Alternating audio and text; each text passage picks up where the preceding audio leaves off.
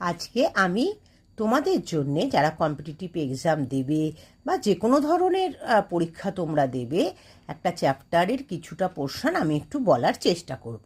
Ratio আর proportion চ্যাপ্টারটার নাম। তাহলে ratio means suppose তোমরা মনে করো যে 2 কেজি চাল আর 3 কেজি চাল। What is the ratio 2 KG এবং 3 কেজি চাল? A:B means 2:3। আচ্ছা, রেশিও কিন্তু ইউনিট যদি সমান না হয় সেখানে কিন্তু কোনো রেশিও বার করা যায় না। মানে কেজি হলে কেজি হতে হবে, মিটার হলে মিটার হতে হবে। যদি বলে 10 মিটার কাপড় আর 5 মিটার কাপড়ের রেশিও কী হবে? 10:5। আর রেশিওতে একটু সিম্পলিফাইটা করে নিতে হবে। এবারে আমি এটা আশা করি সবাই জানো। এবার আমি বলছি প্রপোর্শন। প্রপোর্শনকে কী করে ডিনোট করা হয়? রেশিও যেমন A:B, আর প্রপোর্শনকে ডিনোট করতে গেলে আমাকে A:B this sign is a proportion sign. Okay, এটাকে বলি রেশিও সাইন, এটাকে বলি প্রপোর্শন সাইন।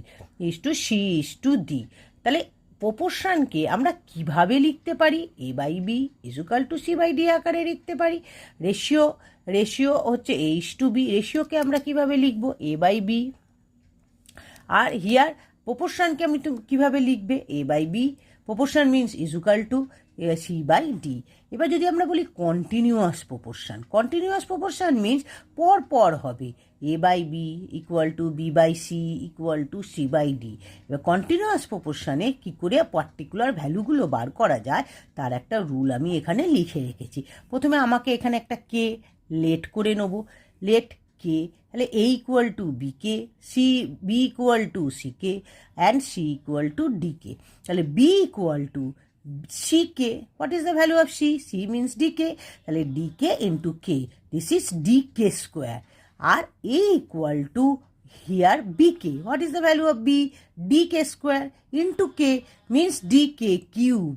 তাহলে A=DK cube, B = DK square and C = DK. But now I am talking about mean proportion. Mean proportion means যেখানে 3টে number দিয়ে ratio হবে A:B:C. What is the way of solving? A/B = B/C. তাহলে AC = B square, cross multiplication. B = AC.